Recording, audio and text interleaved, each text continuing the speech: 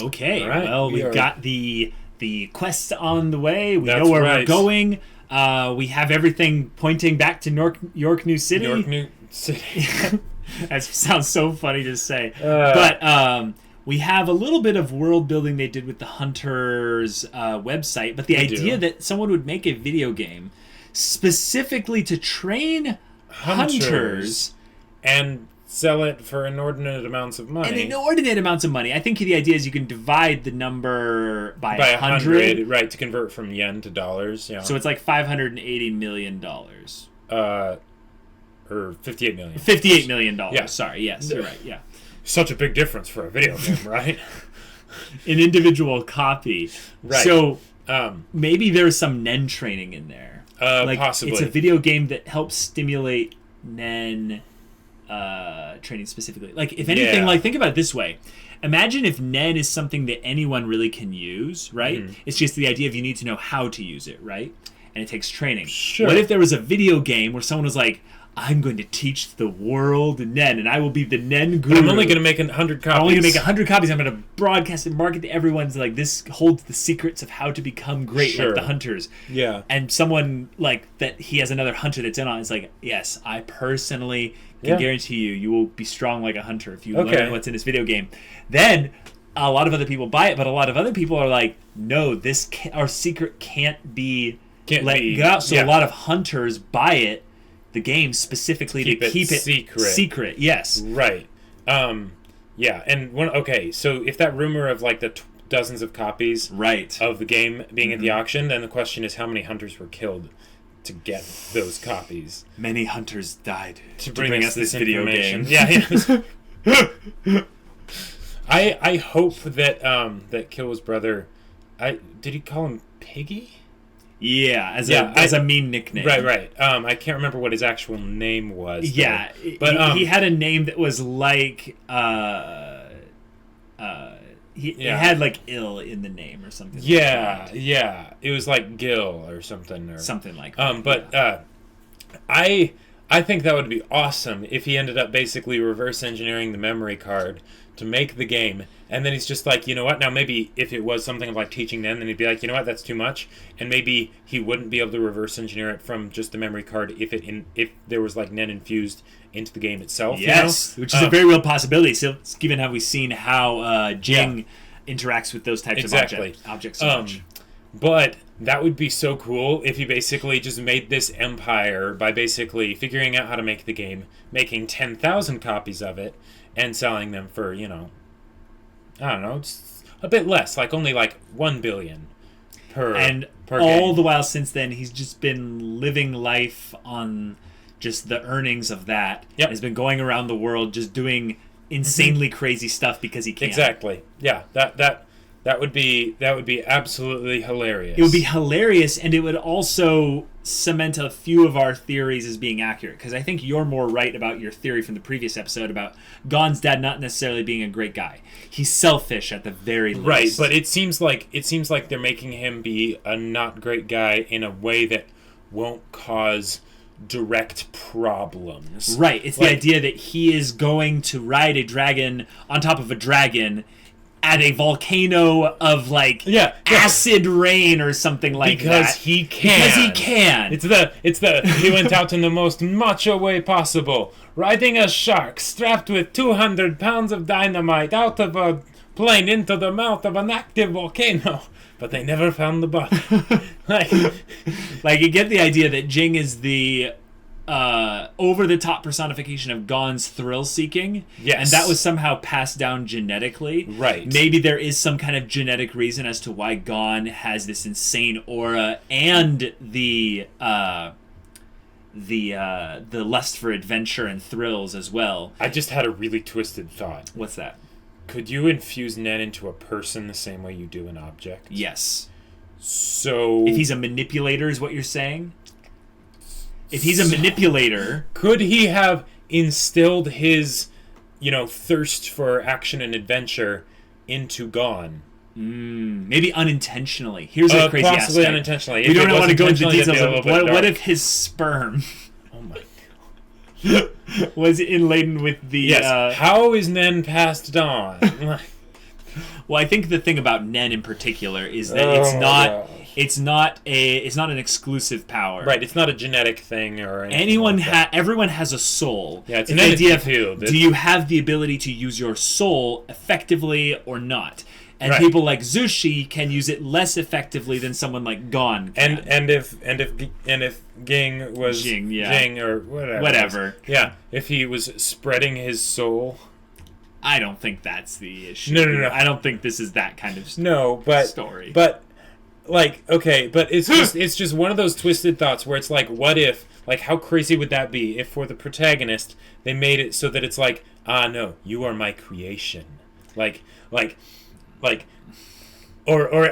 they did something. I feel like Gon was an accident. I feel like he found someone that he really liked. Point.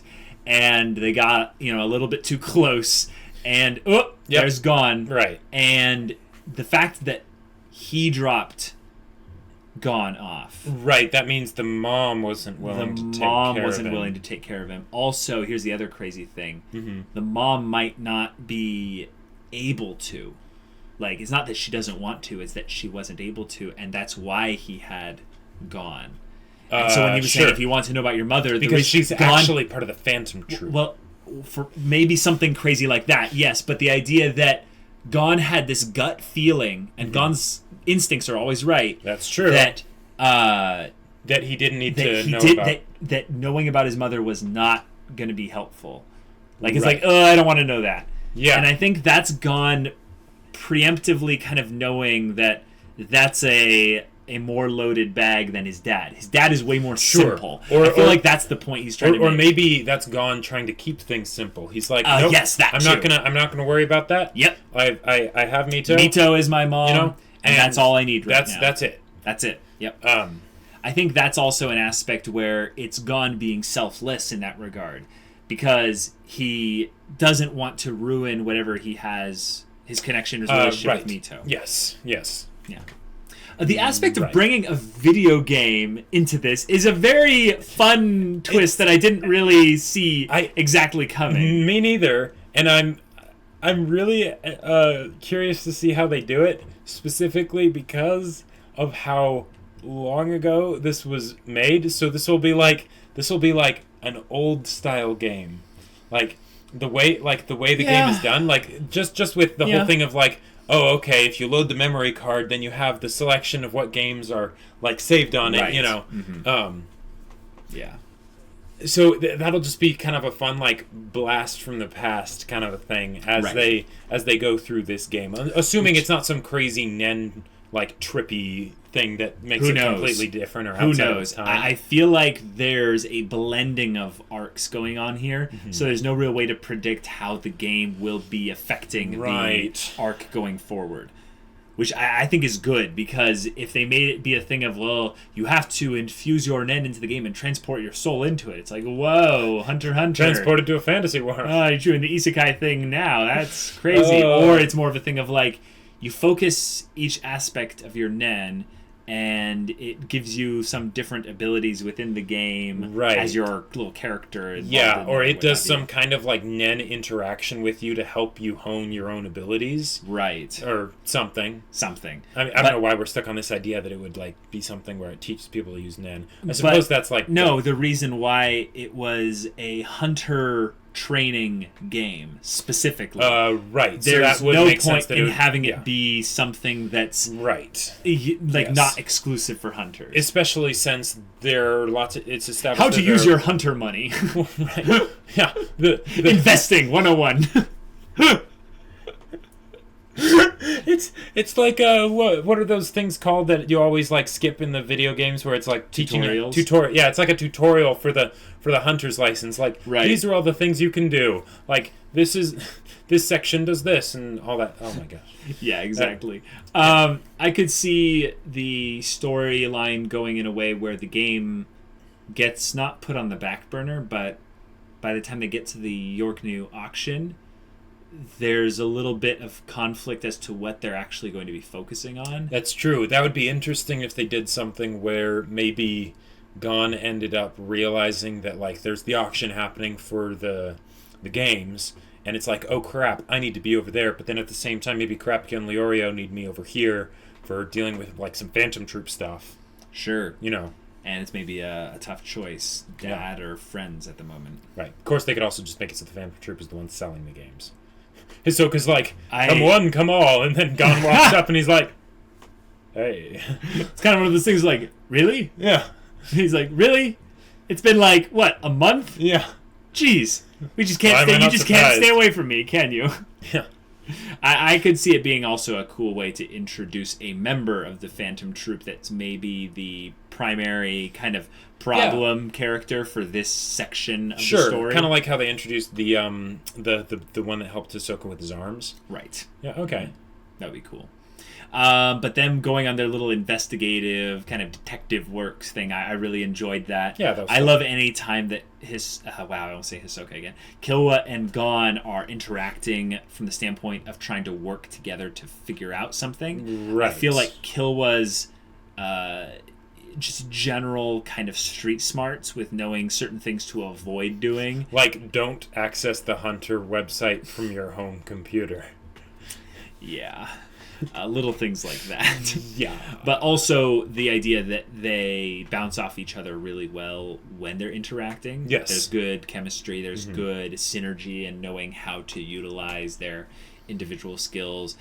Killua essentially calling up a contact for them. Yep. And it being someone that tied into quite nicely, someone who was developing a game, so it made sense that he was an avid net and video game enthusiast. I loved the little derp faces that Killua made. Yes, when they're like, oh, you're saying it's outside of your ability? He's like, I'm just 5 years old. Or like, tell him that I'll destroy all his figurines if... And he's like, hey, if you do that, I'll kill you. He's like, it's okay, it's okay. I'm just kidding. Yeah. Ugh. It's those little bits where Killua doesn't necessarily understand people in general that well, but he understands the people that he spent a lot of time with very well because he studies them. He knows their weaknesses. He knows their strengths. He treats everyone in that regard as a potential threat, especially those with actual power. Right. Yeah, and he wasn't treating his brother as a threat. Well, yeah, his brother I feel like is... Well, that brother in particular, I feel like is the one person in the family that he knew he was obviously better than. Right. And probably the younger brother? The little one? Oh, the really little one? Yeah. I don't know.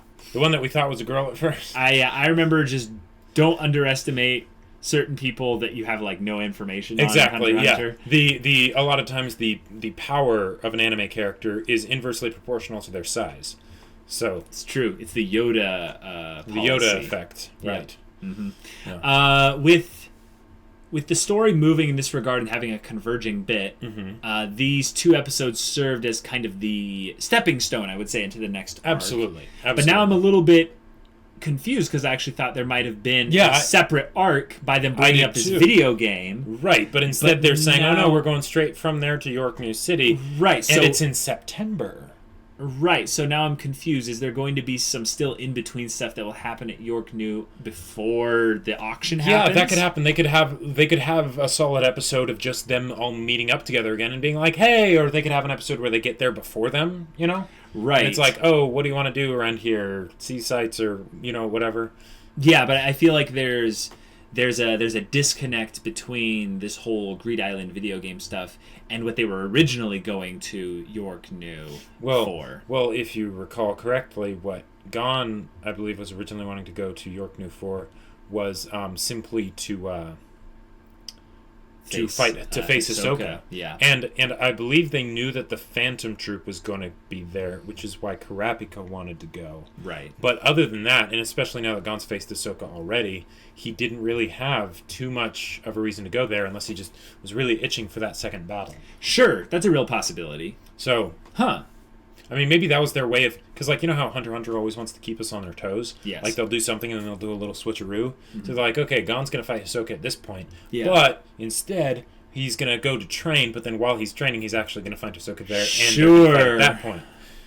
Okay. So maybe they won't even actually end up fighting in Yorknew. It'll just be this thing of, or at least not right away. It'll be like, oh, yeah, have you been getting better? Yeah, I have, but, not yet. We'll fight. We'll fight soon, at some point. Okay. That's cool. Huh. Yeah. Yeah, I'm curious now.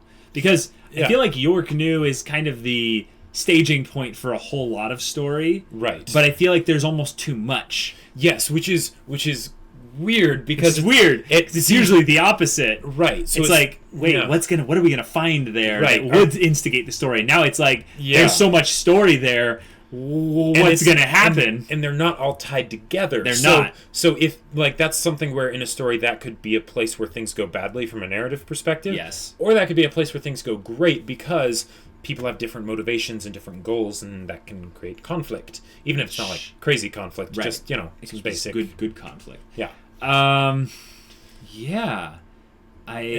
really like that. There's a little bit of emotion, of them leaving and such, but it's kind of another promise that Gon is making. It is, and it is. I like it when main characters make promises, especially when it's promises that they might not be able to keep. Yeah. Or the idea that he might not ever come back to Whale Island if he doesn't find his dad. Sure. Or maybe he does find his dad. By that point, he's maybe fallen down the dark path a bit. He comes back, and they're like, "Hey, you've changed. Back. Yeah, you didn't really come back." Mm-hmm. And to Mito in particular, she'll be like, "Yeah, this is why I didn't want you to go after your dad." Right. Yeah. So cool stuff in store. Yes, and the whole bit of Killua, I think Killua was kind of the MVP of the episode here by having his little dirt face moments and stuff like that, just moments of fun. The Hunter website, though, I feel like that's going to have a lot of good things that we like, especially since this is the kind of show where they take attention to those specific things. It's not just a blank wall of text with no real meaning to it. Well, they'll be like, "Whoa, we found out about this. We found out about this and this and this." Right. But it still might end up just being more of like a blog. Like because of how long ago this was made and stuff. Like as far as websites go, it might be like basically like a forum with like a bunch of like pages and stuff for like information on things. That's what I mean. Yeah. Okay. I'm not talking about something with crazy features or anything. Just a bunch of info. Not necessarily like something it does. It might be like Hunter Facebook or something. Possibly. Like everyone has their Hunter if they had account. A social media thing already. When this came out. Gon sends a message to Hisoka. "Hey, where you at? I want to fight you." Hisoka it says viewed at like 12:30 p.m. yesterday. And he's like, "Oh!" No, viewed at like 2:30 a.m. Yeah. Gon puts up a bunch of pictures on his profile, and then it shows like Hisoka liking them all at like 3 a.m. It's like, no, not okay. Oh man, we should not be laughing at that. Okay, this was pretty fun, but they've moved the story forward. That's and right. We're now getting into the thick meat of the plot. Right. No jokes, puns attached to that. You did not. I know. But anyhow, if you want to watch the next 2 episodes of our HunterxHunter reactions, go check out the link in the description below for our Patreon. You can get on early access. You can check out our Discord as well. Right. Chat with us about storytelling, what have you. And yeah, we'd love to see you there. Absolutely. But until then, we're Semblance of Sanity. I'm Caleb. I'm Jacob. And we'll see you all next time.